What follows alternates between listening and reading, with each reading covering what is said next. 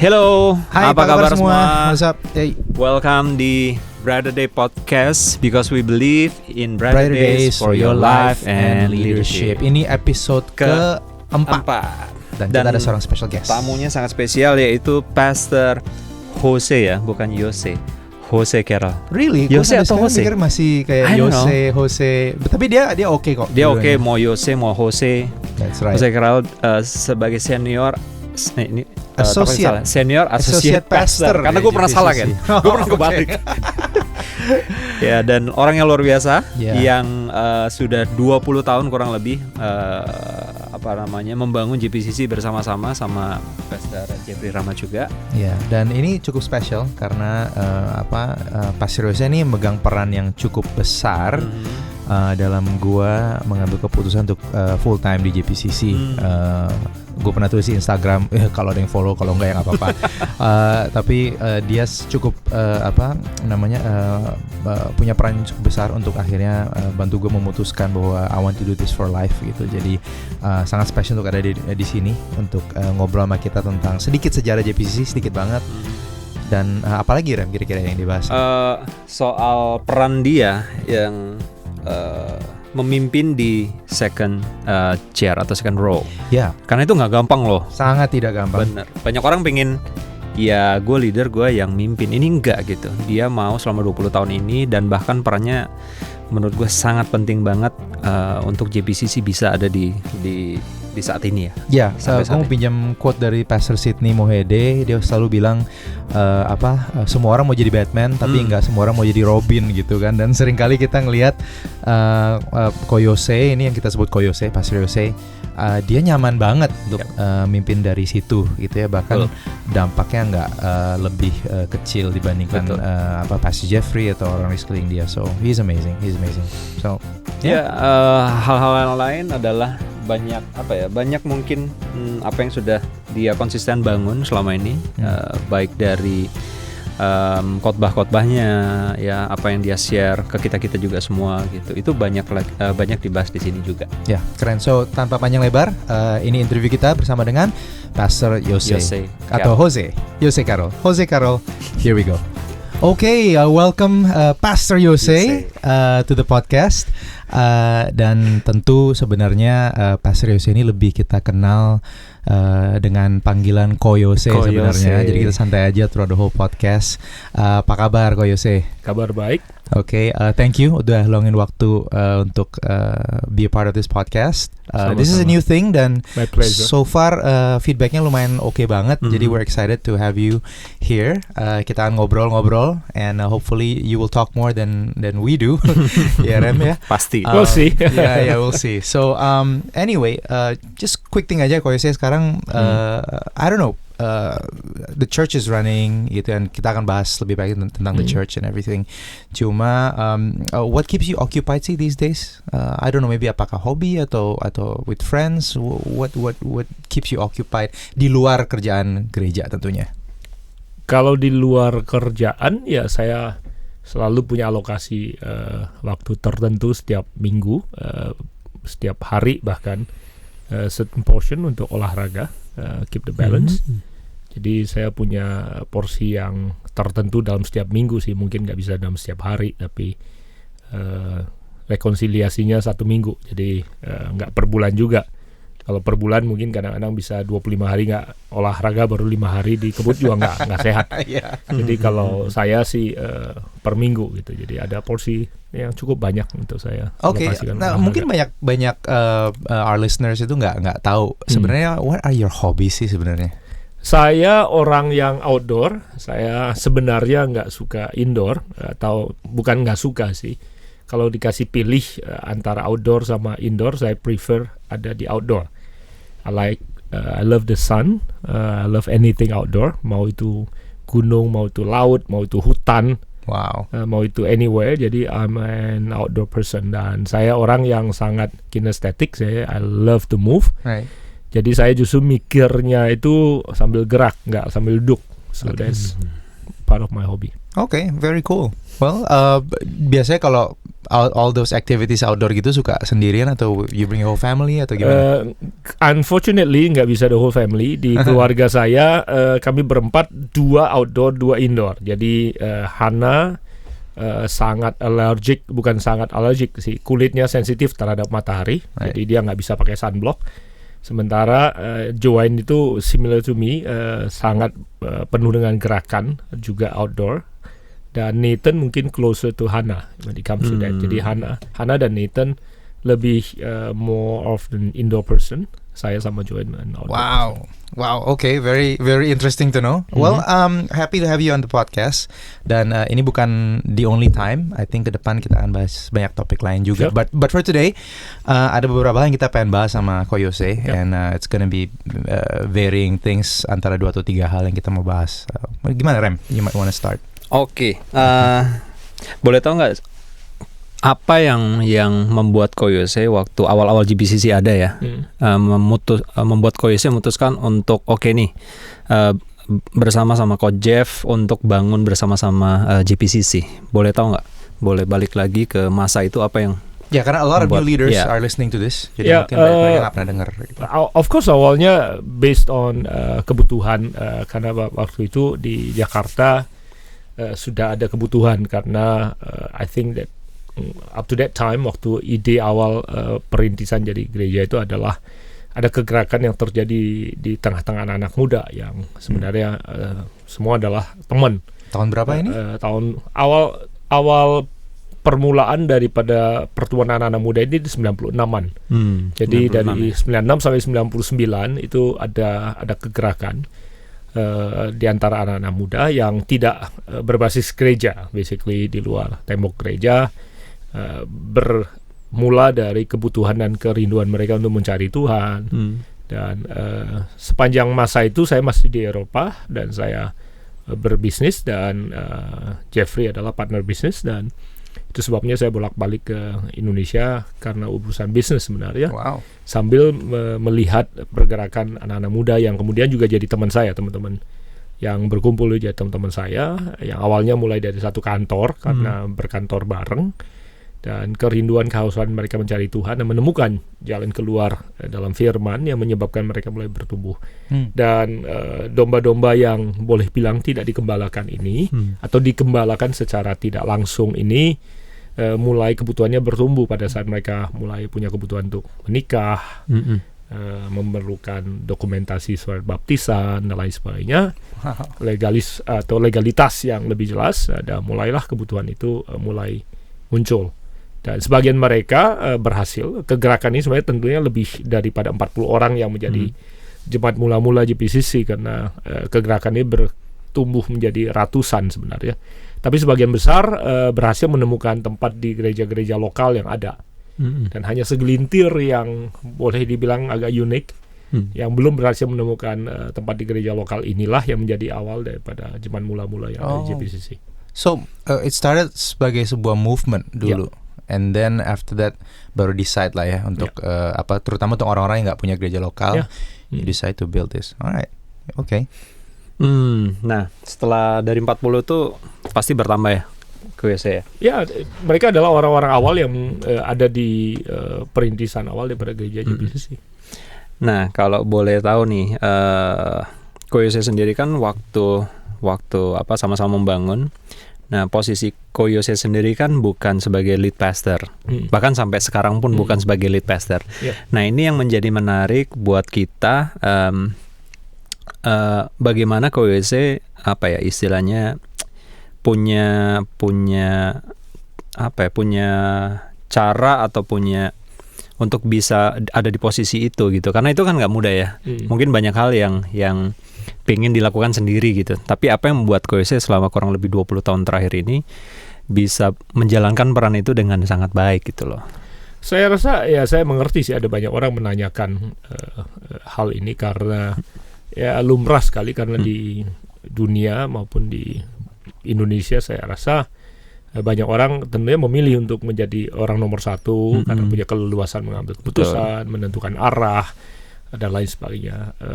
Tentunya sama seperti sebuah pernikahan, partnership itu selalu ada tantangannya tersendiri, tapi ada keuntungannya tersendiri. Gitu. Dan saya rasa setiap pilihan itu ada keuntungan, ada kekurangannya.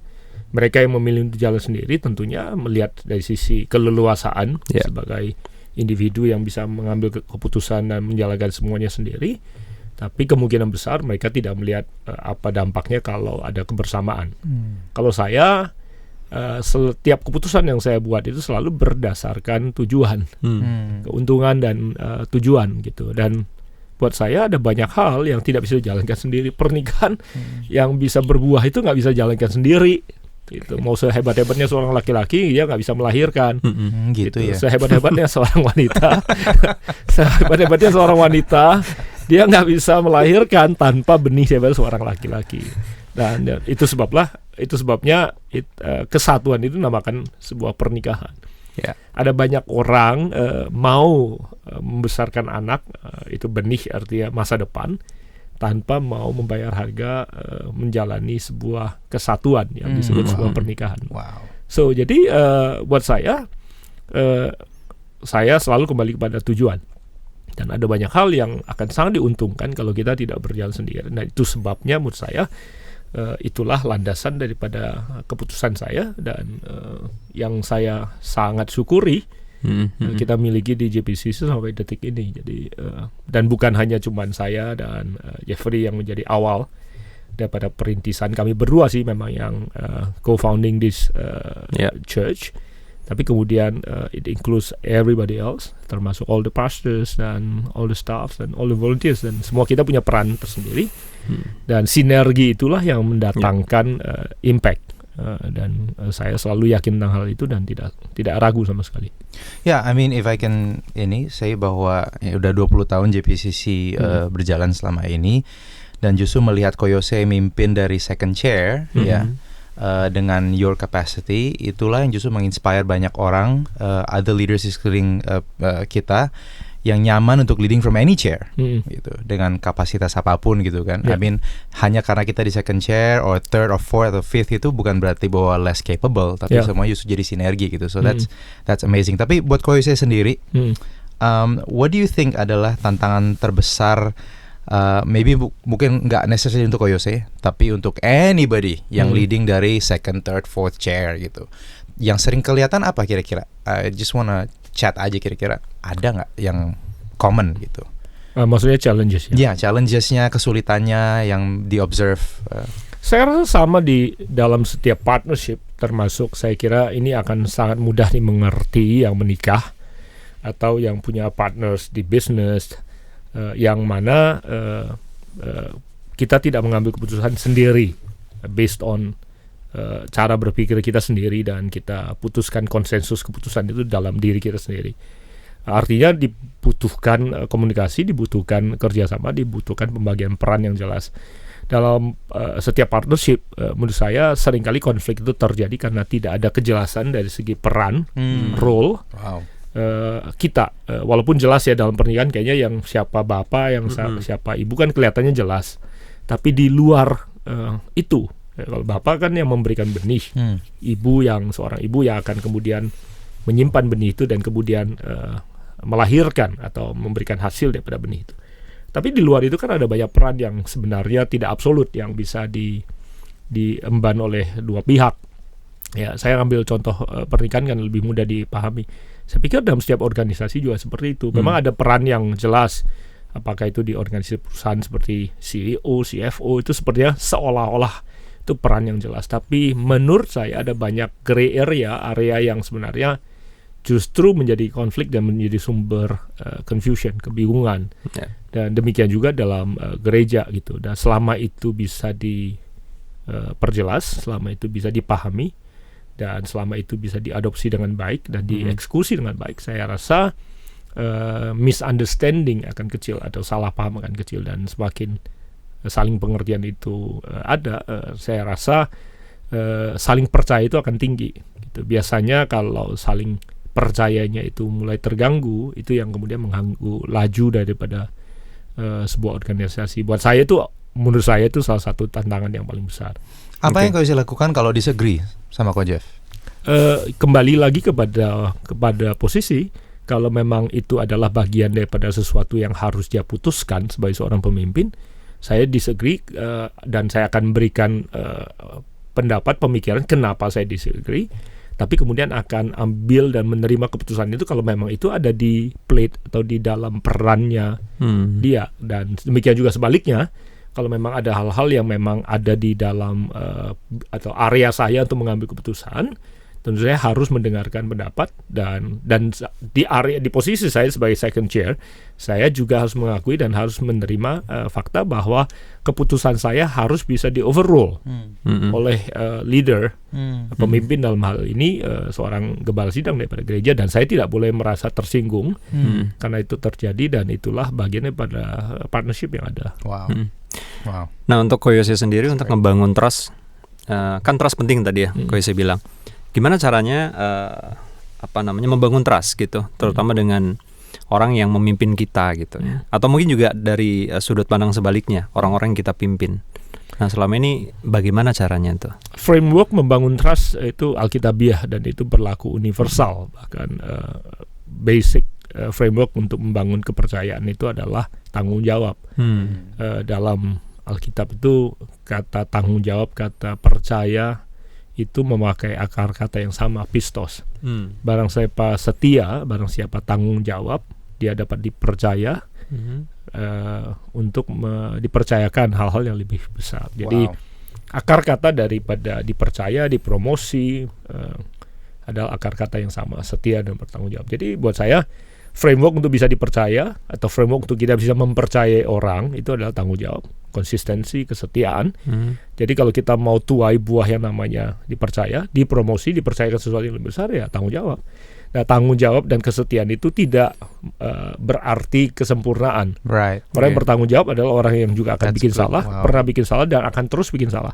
Tapi respons dia waktu bikin salah, waktu dia melakukan atau menunjukkan kelemahan, respons itulah yang disebut dengan apakah dia bertanggung jawab atau dia tidak bertanggung jawab. Apakah dia setia untuk kemudian bertanggung jawab terhadap apa yang dia lakukan, yang menentukan apakah dia masih tetap akan berhak untuk menuai dipercaya apa tidak gitu. Dan itu framework yang sangat jelas, berlaku di gereja, berlaku di dunia sekuler, dan itu prinsip kehidupan. Kalau kita kembali pada soul searching, menilik hati kita sendiri, orang-orang kita percayai tanpa ragu kalau orang itu tidak akan mengkhianati kita. Kalau kita teliti, biasanya orang-orang itu bukan karena orang itu sempurna, orang itu pintar, orang itu kaya, orang itu hebat, orang itu terkenal. Biasanya rasa percaya kita berikan sama orang-orang itu karena orang-orang itu menunjukkan konsistensi, kesetiaan, tanggung jawab. So you gonna come back to all those values yang sebenarnya akar katanya pistos. It's very basic sebenarnya, tapi I think ada banyak orang yang take for granted gitu ya, hal seperti itu. Nah, tadi Ko Yose sendiri udah sempat singgung soal baik di gereja maupun di marketplace. Nah, saya pengen sentuh dikit tuh soal marketplace tuh. I mean, kayaknya kan memang selama gereja kita berdiri ini 20 years, kita selalu bicara tentang building influence dan terutama impacting the marketplace gitu kan. So for a lot of our listeners, mungkin juga new leaders gitu, would you tell us a story bagaimana mungkin Ko Yose bisa dapat passion, karena you do this a lot, kayak punya passion untuk equip leaders di marketplace, untuk inspire mereka, hey kamu mimpin nih nggak hanya di gereja doang nih, tapi di marketplace juga. Would you want to tell us a story tentang itu? Apakah your passion, your approach, what you think about it sekarang gitu, apa kira-kira? Karena menurut saya visi daripada kita di JPCC untuk membangun sebuah generasi yang akan berdampak bagi lingkungan kita. Dan lingkungan kita bukan cuma lingkungan yang dibatasi oleh 4 tembok gereja, dan bukan cuma bicara soal dampak kerohanian atau kehidupan rohani mereka. Tentunya segala sesuatu bermula dari perubahan di dalam rohani mereka, kemudian akan mempengaruhi kehidupan mereka, setiap aspek kehidupan. Dan yang akan paling terasa adalah pada saat kita keluar dari gereja atau keluar dari kehidupan kita sehari-hari di dalam gereja, dan kemudian mulai bisa dirasakan oleh orang-orang sekitar kita. Dan itu sebabnya bagi saya, terutama berkaitan dengan visi yang kita yakini Tuhan percayakan bagi kita di JPCC, keberhasilan kita diukur pada saat kita berhasil, atau keberhasilan kita diukur dari besarnya dampak kita berpengaruh kepada lingkungan sekitar kita. Jadi buat saya pribadi mengukur keberhasilan JPCC adalah bukan dari segi berapa besarnya perubahan di dalam, baik itu jumlah, baik itu ibadah, baik itu orang dan lain sebagainya, tapi perubahan atau dampak terbesar yang saya ukur sebagai keberhasilan daripada pelayanan JPCC adalah berapa besar perubahan dampak yang mereka bisa capai dalam kehidupan mereka sehari-hari di marketplace. Jadi bagi saya justru itu adalah tolak ukur dari keberhasilan pelayanan kita. What was it yang saya lihat missing di marketplace, di mana kita harus take responsibility untuk bangun orang-orang seperti ini? Menurut saya selama ini saya melihat, dan saya bisa salah, tapi pendapat saya adalah bahwa kekristenan ini masih begitu eksklusif berkaitan dengan kehidupan mereka secara rohani, dan mostly begitu eksklusifnya hanya kehidupan ini dimengerti oleh orang-orang yang hidup di dalam tembok gereja. Right, okay. Sebelum eksklusif ini berubah menjadi inklusif, bahwa orang-orang yang di luar tembok gereja bisa mengerti, memahami, bisa merasakan apa yang dialami oleh orang-orang percaya di dalam tembok gereja. Menurut saya kehidupan mereka belum berdampak di kehidupan sehari-hari. Wow, that's a huge vision. Saya ingat dulu Koyose suka ngomong di lead, sebelum kita sebut tuh lead night ya, leaders meeting, bahwa kita nggak pernah ngejar jumlah. We're not building a big church, but we're building a generation. Itu stuck with me untuk longest time sih. Ya, nah selama 20 tahun ini, apa yang secara konsisten JPCC lakukan nih untuk membangun ini? Menurut Koyose apa aja nih selama 20 tahun terakhir? Ya, consistently membangun kehidupan orang-orang yang Tuhan percayakan ada dalam JPCC, membangun kehidupan mereka menjadi utuh, tubuh, jiwa, dan roh, balance, dan kemudian memperlengkapi mereka dengan framework, pola pikir, mindset, artikulasi yang relevan, sehingga apa yang mereka alami, hubungan mereka dengan Tuhan, perubahan yang terjadi secara internal di dalam batin mereka, di dalam hati dan hidup mereka, perubahan yang terjadi dapat mereka artikulasikan sehingga dapat dipahami dan dimengerti oleh orang-orang yang masih belum hidup di dalam dimensi yang mereka nikmati atau hidupi seperti itu. Dan terlalu sering kita lihat bahwa ada banyak orang-orang Kristen yang mengalami kedalaman dengan Tuhan, perjalanan mereka begitu intens dengan Tuhan, sehingga bukan sesuatu yang negatif sih, baik sih, cuman saking intensnya apa yang mereka alami tidak dapat dipahami oleh orang-orang yang ada di luar tembok gereja. Sehingga mereka cenderung dilihat sebagai orang-orang yang agak sedikit mungkin cenderung tanda kutip aneh gitu. Dan menurut saya aneh bisa punya dampak berbeda-beda, bisa menarik, unik sehingga menarik, atau aneh sehingga dijauhi gitu. Jadi itu sebabnya menurut saya secara konsisten selama 20 tahun ini kita berusaha membangun orang Kristen yang punya kehidupan sedemikian rupa menariknya, menarik secara positif. Kehidupan mereka secara jasmani menarik, kehidupan mereka secara emosional menarik, kehidupan mereka secara rohani menarik. Dari segi karakter, mereka punya ketertarikan atau punya hal-hal yang menarik, yang khusus, yang baik, positif sifatnya, yang menarik perhatian orang, sehingga dunia sekitar mereka juga tertarik untuk ingin tahu apa yang menyebabkan mereka bisa menjadi seperti itu. Bagi saya, mungkin menjawab pertanyaan ini dengan mudah adalah secara konsisten 20 tahun itu adalah tugas kita. Memberikan framework, memberikan artikulasi, dan memberikan platform untuk mereka kemudian bisa menjadi dampak bagi marketplace lingkungan mereka. Nah, selama ini kan selama 20 tahun ini Koyose kan banyak bertemu sama orang-orang yang istilahnya kalau di kantor semuanya kita Kristen dan semuanya kita mungkin value-nya kurang lebih sama gitu. Nah, gimana kalau saya tahu bahwa jemaat kita nih apa yang mereka hadapi, challenge apa yang mereka hadapi baik di keluarga, di di marketplace ya, di tempat kerja dan sebagainya. Nah, gimana caranya kalau saya bisa tahu itu semua gitu? Ya mungkin tentunya nggak segampang itu untuk tahu kehidupan mereka, tapi sekedar mungkin memberikan gambaran untuk supaya menunjukkan bahwa saya tidak hidup di dalam lingkungan yang kondusif dan steril. Saya nggak tahu istilah budayanya apa, bahwa saya hidup di dunia yang cuma Kristen saja.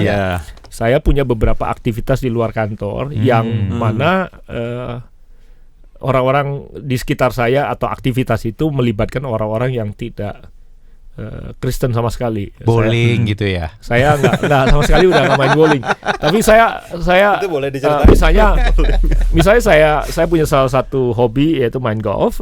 Saya masih bermain di beberapa lingkungan orang-orang yang tidak Kristen tentunya, bahkan orang-orang yang jauh lebih tua udah pensiun. Jadi saya bisa punya perspektif tentang masa tua yang sedikit lebih dekat gitu ya dari mereka gitu. Mereka orang-orang pensiunan yang sudah berusia 60-70 tahun. Saya main dengan mereka.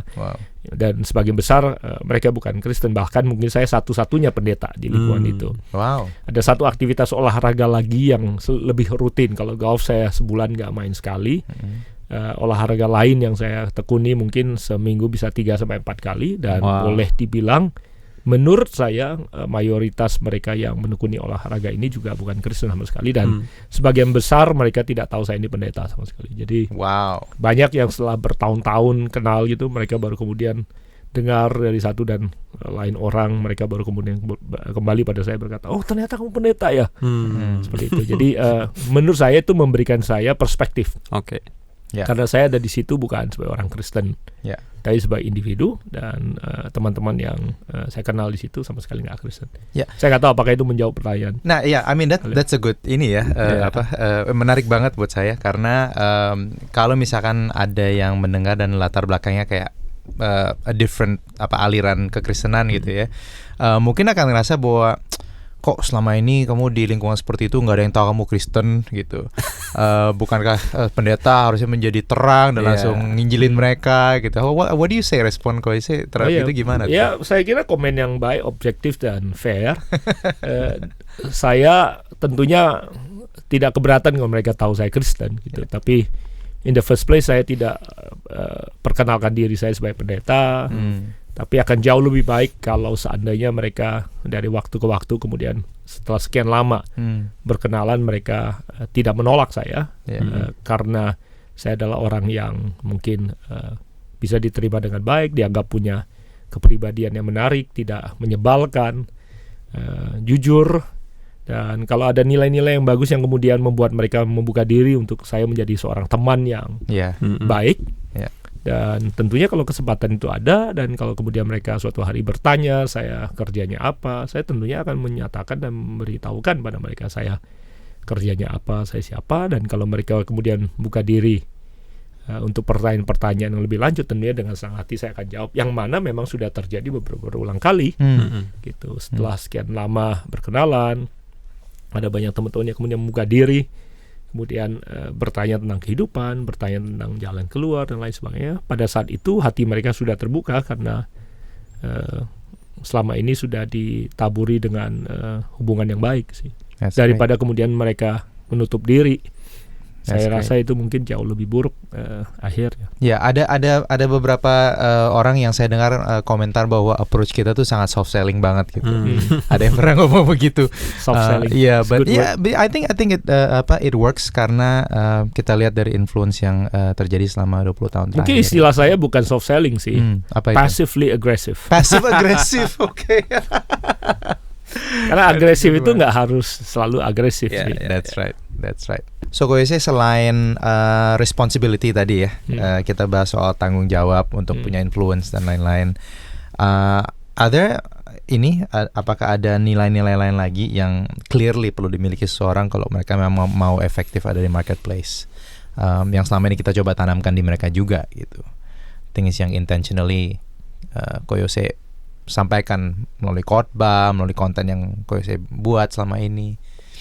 Ya, salah satu framework yang kita pakai di JPCC itu adalah konsep berkenan kepada Allah dan dihormati manusia. Itu framework kita mungkin paling mudah untuk menggambarkan kekristenan seperti apa yang kita mau bangun ya.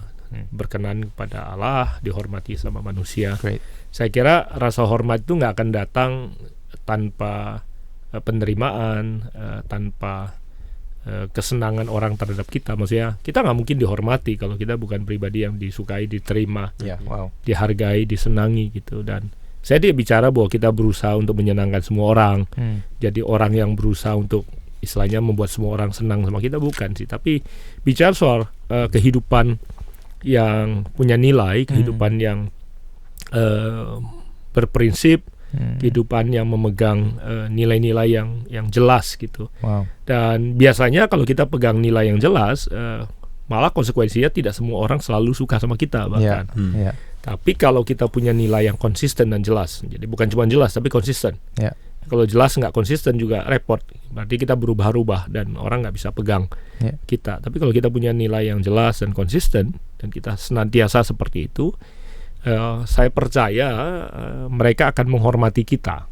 Dan ada yang menyukai, dan bahkan yang tidak menyukai pun akhirnya harus menghormati kita, mengagumi dan ya apresiasi apa yang kita pegang. Dan bagi saya itulah dasar daripada kekristenan. Kalau kita hidup seperti itu, kita akan punya dampak dan punya pengaruh yang cukup besar terhadap lingkungan di sekitar kita. Apalagi di negara kita, saya kira untuk mencari orang-orang yang berprinsip dan teguh berpegang pada prinsip mungkin bukan sesuatu yang mudah untuk ditemukan. Ya, itu satu hal yang saya temukan selama perjalanan kita ini as a church, adds sebuah layer tantangan yang cukup besar gitu ya, karena mungkin banyak orang Kristen terutama secara general kayak oke, yang penting gue berkenan di hadapan Tuhan nih gitu. Tapi untuk level dihormati manusia itu kan perlu kredibilitas gitu kan, untuk mereka bisa melihat oke, let me listen to what you have to say. Dan it's amazing karena to be part of all this, merasa bahwa itu strategi yang sangat efektif untuk kita bisa reach this generation. Nah, kalau saya ini kan kita udah 20 tahun nih JPCC nih, ya. So startnya tahun 99, ya kan? Ada orang bilang one generation is 20 years gitu. Boleh cerita nggak? Just iseng aja, apakah ada shift tertentu, perubahan tertentu yang kalau saya lihat waktu pertama mulai JPCC sama generasi yang sekarang saya yang baru muncul nih gitu. Any distinct differences nggak gitu antara dulu sama sekarang gitu? Cara yang mungkin mengubah approach cara Koyose mimpin atau komunikasi atau apapun itu. Fashionnya sih berubah banget. Oh, oke. Dan udah pasti Pastor Yose nggak pernah outdated fashionnya. 20 tahun sih ya berubahnya banyak. Fashion dari zaman celana bawahnya gombior, sekarang skinny. Atau sebentar lagi balik lagi ke gombior kali. Saya rasa ya banyak ya, dunia berubah begitu cepat. Waktu kita awal JPCC, wifi masih dial up, atau internet connection masih dial up. Ada nggak approach, let's say your ministry sama khotbah yang berubah selama 20 tahun ini? Kalau saya nggak sadar sih apakah saya berubah. Mungkin itu perlu pihak ketiga yang mengamati. Cuma kalau menurut saya pola pikir ya progresif ya. Ada hal, kalau ditanya apakah saya berubah, ya jelas banyak sekali perubahan. Cuman kalau ditanya approach-nya, saya nggak tahu apakah secara sadar atau tidak sadar saya berubah. Tapi kalau pola pikir banyak berubah, bahkan pendapat-pendapat yang berkaitan dengan standpoint saya secara teologis ya ada banyak yang berubah. Karena perubahan budaya, perubahan zaman, ada banyak perubahan yang terjadi. Idealisme berubah nggak? Kalau menurut saya, kalau itu prinsip dasar yang kita yakini dari segi firman Tuhan, nggak berubah sih. Tapi dengan seiring dengan kedewasaan, seiring dengan perjalanan kita menghadapi realita, ada hal-hal yang dulu waktu kita muda lebih naif kita pegang. Mungkin sekarang lebih bijak untuk kita terima realita, konsekuensi dan realita yang ada. Bagi saya itu menjadi bagian signifikan untuk menandakan sebuah kedewasaan sih menurut saya. Naivitas itu sebenarnya adalah bukan sesuatu yang negatif, cuman kalau dipertahankan tanpa ada negosiasi dan penerimaan, akan menjadikan kita menjadi orang yang keras kepala, menjadi orang yang malah cenderung menutup diri untuk perubahan dan lain sebagainya. Itu pendapat saya sih. Mengerucut nih sedikit, Koyose dalam jalanin semua ini nih, kan tadi ngomong soal berubah dari naif menjadi lebih dewasa, itu kan butuh proses tuh ya. Dan itu bukan sebuah proses yang banyak orang berhasil lalui gitu. Di tengah perubahan itu pernah ngerasa pengen give up gak? ngerasa burn out atau capek? Karena Kalau biasa orang yang naif berubah jadi dewasa itu ada persimpangan itu tuh. give up nggak pernah. Saya jujur saya rasa nggak pernah. Tapi kalau capek ya lumrah gitu. Burn out.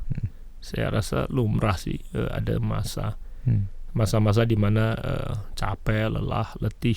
Saya rasa sesuatu yang sangat normal sih. Wow. Coba ditanya kapan saya juga nggak ingat jelas.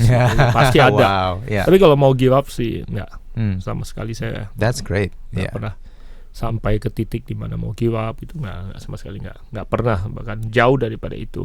Yeah. Tapi kalau frustasi, Yeah. capek, burnout menghadapi situasi tertentu yang belum berubah atau akan berubah dan lain sebagainya, saya rasa sih itu sesuatu yang normal. Ya, karena banyak orang, let's say even our leaders atau jemaat kan ngeliat Ko Yose kadang tuh, wah, setiap minggu khotbah, kayak ini orang gimana nih selalu ada di atas situ terus gitu, so they don't see sehari-hari tuh apa prosesnya, pendewasaannya gitu. So it's amazing untuk Ko Yose bilang ya, tetap ngalamin, tapi you never give up. Karena apa? Karena saya lihat Ko Yose juga ada seseorang yang sangat fokus on the vision. Dan ya konsisten gitu. Nah, kalau tadi Ko Yose ngomong bicara soal pernah capek dan sebagainya, apa yang Ko Yose lakukan tuh waktu lagi mungkin buat refreshing ya? Iya, buat refreshing. Karena pasti nggak sekali dua kali kan, pasti capek mungkin beberapa tidur. kali. Kalau tidur generasi kurang tidur gitu. Kalau bicara soal fighting, menghadapi burnout, frustasi, capek, lelah, itu ya balance ya, di other side ya. Kalau itu physical tiredness ya physical rest. Kalau emotional stressed ya mesti ada balance di other side gitu. Dan banyak juga yang mengalami kerohanian kering gitu, ya mesti balance. Jadi saya kira ya mau itu jasmani, mau itu jiwani, mau itu rohani, ya kita perlu balance.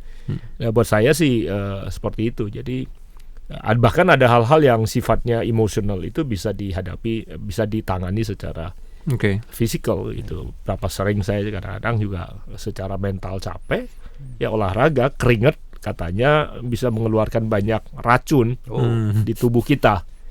Banyak orang yang insomnia, nggak bisa tidur, stres. Dan untuk bisa menenang pikiran, kadangkala aktivitas jasmani, fisik, seperti olahraga dan keringat itu bisa menolong untuk netralisir kimiawi otak yang ada dalam tubuh seseorang, sistem seseorang. Jadi saya sih itu salah satu jalan keluar saya. Jadi I like to sweat, seperti tadi saya katakan saya suka outdoor. Jadi sweat adalah salah satu solusi yang saya selalu datangi beberapa kali seminggu. Untuk melepaskan penat, melepaskan stres, melepaskan kelelahan, melepaskan frustasi, ditindaklanjuti dengan tidur dan istirahat yang cukup, dan ya, biarlah kekhawatiran dan kelelahan sehari cukup untuk sehari. Jadi untuk para listeners, kalau mau ngeluarin racun itu olahraga dan berkeringat, nggak usah posting di Instastory gitu kan ya. Iya Kak, lebih efektif ngeluarin racun dengan olahraga daripada posting. Benar. Ini recurring theme yang muncul terus nih Remy. Dari podcast yang kemarin juga Ricky ngajarin kita olahraga gitu ya. Olahraga. So that's a good tip for a lot of leaders. Untuk olahraga. Betul. Karena itu kebutuhan banyak leaders. Iya, benar. Kebutuhan banyak leaders. So, Ko Yose, going back to beberapa hal personal gitu ya, in terms of kayak leadership. Apa yang Ko Yose lakukan secara personal untuk mengembangkan your own leadership secara private, personal? Good ada question. A lot of reflection. A lot of question. Wow, okay. Reflection, question. Setelah itu mungkin question bisa kepada orang, bisa kepada buku, bisa kepada Tuhan.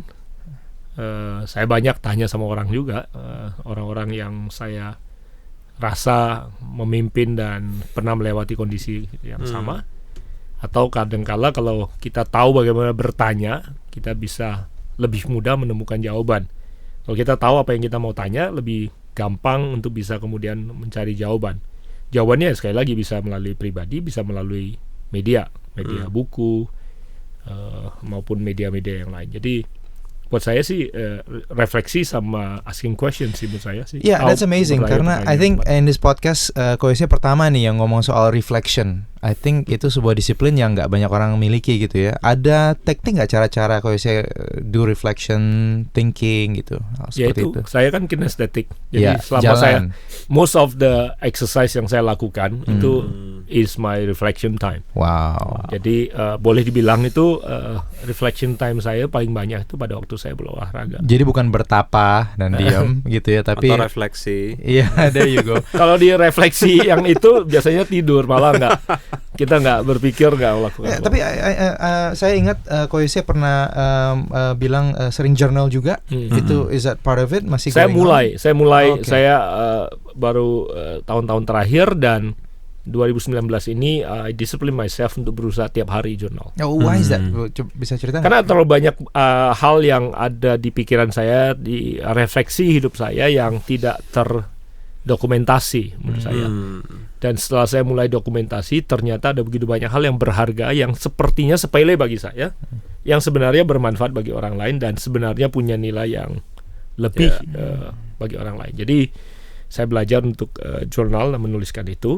Dan itu sebagai apresiasi saya kepada Tuhan juga, karena ada banyak benih pemikiran yang Tuhan taruh dalam diri saya yang berapa seringnya saya lupakan karena kapasitas daya ingat kita yang terbatas, sehingga hal-hal yang berharga itu yang pernah muncul di pikiran saya itu nggak pernah saya dokumentasi, sampai kemudian bertahun-tahun kemudian saya lihat itu muncul lagi melalui orang lain. Saya berpikir, saya juga pernah memikirkan hal yang sama. Jadi saya nggak menghargai sebenarnya apa yang pernah Tuhan taruh dalam kehidupan saya sih. Ini udah paling convicting di gua nih, right now. So beberapa refleksi itu ada di YouTube channelnya Koyose ya. Baru beberapa. Oke. Anyway, ada YouTube channel sekarang Koyose. Apa yang membuat how do we find you? Apa yang membuat Koyose memutuskan untuk bikin channel ini? Ada banyak pemikiran-pemikiran, nuggets, framework, pikiran yang pernah muncul, yang pernah saya pertimbangkan, yang pernah saya pikirkan. Dan seperti tadi saya katakan itu progress ya, progressive thinking, hal-hal yang mungkin masih di tengah sebuah perjalanan, tapi cukup untuk bisa dibagikan untuk sementara waktu ini. Yang itu yang saya temukan dari feedback yang saya terima setelah itu dibagikan. Dan betul ternyata ada begitu banyak orang yang mendapatkan bantuan dari yaitu frameworks yang dibagikan, jadi mereka bisa terbantu. Boleh share nggak satu framework aja yang udah pernah di-share tuh di YouTube channelnya Koyose? Salah satu aja, yang mana aja? Yang mana aja? Anggap ini sebagai promotion. Karena belum banyak orang yang tahu bahwa Koyose itu udah ada channel YouTube sendiri. Betul. Mungkin salah satu yang saya bagi di situ soal kejujuran, definisi daripada kejujuran. Misalnya waktu itu di YouTube tuh saya bagi, waktu itu saya sempat cerita tentang suatu kali saya lihat ada dua orang main catur. Pada waktu di akhir daripada atau setelah sekian lama mereka main, tiba-tiba salah satu orang dari mereka berteriak, "Ini curang nih, ini bohong nih." Katanya anak Tuhan gitu. Curang nih, curang. Dia teriak curang dan bohong. Dua kata curang dan bohong. Terus saya tanya, maksudnya apa ini? Ya nih jebakan gitu. Ternyata dia yang berteriak curang dan bohong itu terjebak oleh lawan mainnya di catur, yang akhirnya berhasil menang tentunya. Dan yang berteriak curang dan bohong ini merasa dia terjebak gitu. Nah, pertanyaannya adalah apakah lawan mainnya ini tidak jujur dan berbohongkah dan curangkah? Dan itu yang perlu didefinisikan dengan baik oleh kita sebagai orang Kristen tentang kejujuran. Karena kalau kita salah mendefinisikan, menurut saya kita akan sulit menjadi orang Kristen yang bisa menang di dalam kehidupan. Apakah kalau kamu bermain catur harus kasih tahu langkah-langkah strategimu untuk menang, karena kan kita disuruh untuk menang dalam hidup. Dan bagian daripada strategi untuk menang adalah mungkin tidak menyingkapkan langkah kita atau beberapa langkah kita ke depan. Bahkan mungkin termasuk diantaranya membuat orang berpikir bahwa kita akan melangkah seperti itu. Dan apakah kalau kita melakukan itu kita sedang melakukan tindakan curangkah? Nah, kalau kita mau jujur kasih tahu langkah strategi kita semua, kita nggak bisa main bulu tangkis lagi mengeluarkan pukulan-pukulan yang menipu tanda kutip ya. Wow. Apakah kalau kita lakukan itu kita menipukah? Kan enggak. Itu bagian daripada strategi. Jadi menurut saya kekristenan akan bisa dijalankan dengan baik kalau kita punya framework yang jelas tentang kata jujur itu sendiri. Kalau tidak, kita akan menjadi orang Kristen yang konyol dalam menjalani kehidupan, dalam berdagang, dalam bekerja, apalagi dalam dunia politik. Kita akan babak belur. Dan semua ini ada di channel YouTube-nya Jose Carol. Bisa tinggal di search saja dan subscribe juga dong. Iya. Ko Yose, sumber inspirasi ada nggak? Tuhan Yesus. Amin. Anybody recently yang make you go wow, kayak recently apa? Ya, anything yang mungkin boleh yang baru-baru atau yang mungkin selama hidup diingat terus. Selama hidup.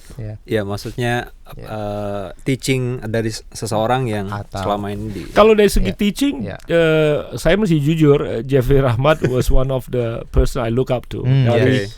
Sejak awal, saya kembali ke Indonesia melihat how he teach setiap kali dia ngajar. Bagaimana he's in that zone itu bisa benar-benar capture kita itu masuk ke dalam sebuah pemikiran yang begitu dalam dan buat saya itu selalu fascinating dan I agree. Dan saya akan mengopi cara dia kemudian mengajar sih. Awalnya saya bukan orang yang sebenarnya dikenal sebagai pengajar sebenarnya. Tapi 20 tahun kemudian sekarang banyak orang bilang saya juga ngajar gitu. Saya kira nggak bisa lepas dari pengaruh Jeffrey dalam hal cara dia mengajar, cara dia berbagi sebuah pemikiran, selangkah selapis demi selapis dia buka kemudian, dan karena terbiasa dengan itu dan suka dengan cara itu dan kemudian mulai mempraktekkan itu, dan saya rasa itu salah satu inspirasi yang terbesar yang ada dalam hidup saya. Anybody else mungkin I don't know di dunia gereja sekuler yang right now yang mungkin kau bisa lihat dan wow, that's amazing apa yang mereka lakukan. Saya banyak ikut, kalau dalam kehidupan sekuler saya banyak follow beberapa politisi muda di luar saya. Mungkin kalau yang recently terkenal itu Macron, itu sudah banyak di follow banyak orang. Tapi ada 2 politisi muda yang sebenarnya cukup lama saya ikuti. Salah satunya sekarang baru mulai muncul di dunia sekuler atau baru mulai dikenal orang, tapi saya mulai perhatikan dia itu mungkin sudah hampir 10 tahun. Namanya Cory Booker. Cory Booker, dia adalah governor dari New Jersey yang sepertinya tahun depan ini dia akan running jadi candidate. Democrats punya candidate untuk menghadapi Donald Trump. Saya pertama kali notice Cory itu like more than 10 years ago. Young politician, dan saya suka ikuti dia punya framework, dia punya comments dalam dia menghadapi isu-isu yang very kompleks di politics gitu. Jadi cara dia menghadapi isu yang ada, bagaimana dia berkomentar, bagaimana dia menentukan posisinya dia, kemudian bagaimana dia lewat dari tekanan yang ada, kompleksitas yang ada, menarik untuk dipelajari gitu. Politisi yang lain yang muda juga itu mungkin yang nggak terlalu terkenal adalah kanselir dari negara yang bernama Austria. Very young politician, masih mungkin early 30s mungkin, very young. Namanya Sebastian Kurz. Sangat muda dan dia juga very smart.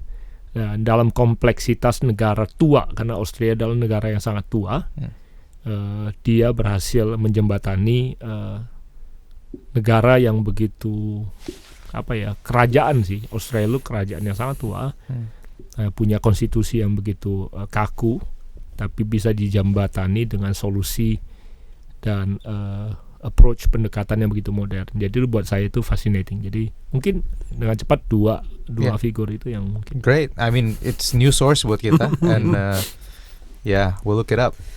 Pasti. Well, Ko Yose, as a closing untuk ini pengen minta Ko Yose lakuin sesuatu. So tagline podcast kita ini we believe in brighter days for your life and leadership.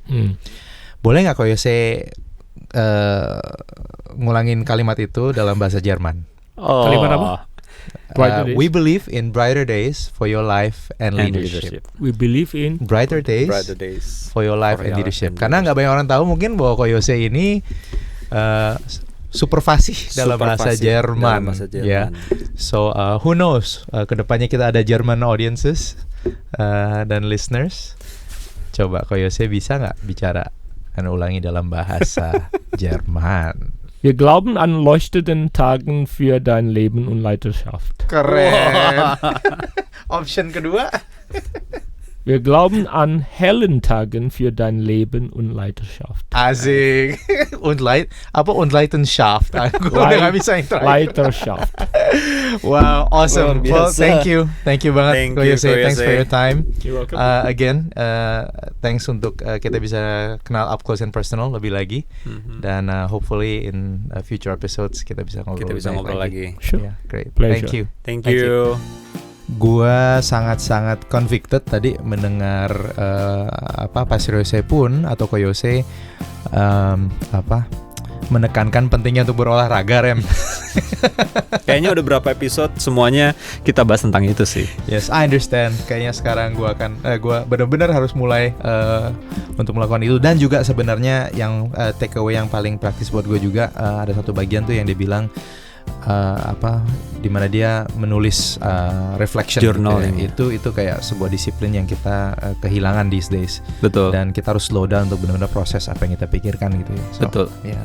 Buat gue sendiri dia bicara mengenai trust sih kan, bahwa peran apapun kita harus bisa membangun trust itu, karena trust itu penting gitu. Betul. Ya. Karena kalau kita mau dipercaya sesuatu yang lebih besar, trust itu penting gitu. Termasuk juga kita mau mempercayakan kepada seseorang, bangun trust itu penting. Ya, dan keren dia kasih tahu caranya. Trustnya dimulai dari bertanggung jawab. Bukan berarti kita sempurna, nggak pernah buat salah, karena kita akan buat salah. Tapi apakah kita mau bertanggung jawab atas keputusan dan kesalahan kita? So that's amazing. As always dari Pastor Yose Carroll, what more to say? Karena dia sudah melakukan ini dan mimpin selama 20 tahun. He's an amazing leader. So hopefully para listeners semua diberkati dan menemukan semua ini berguna lah buat kalian. So yeah, great. So okay, that's it. See you di next episode. And very special guest di next episode. Minta semua listener untuk terus doakan supaya kami bisa dapatkan jadwalnya. Betul di podcast sekali. ini. Alright. So thank you. Sampai ketemu. Thanks Remy. Thanks Kenny.